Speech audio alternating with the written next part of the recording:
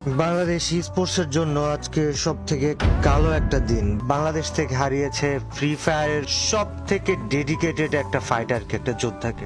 আমরা কথা বলতেছি জেবি চিতাকে নিয়ে। টাইম আমি যখন থেকে শুনছি যে চিতা আর নাই, চিতা ইন্তেকাল করছে গতকাল রাত 2টার সময় মিরপুর 11-তে সে চিকিৎসাধীন অবস্থায় ইন্তেকাল করছে।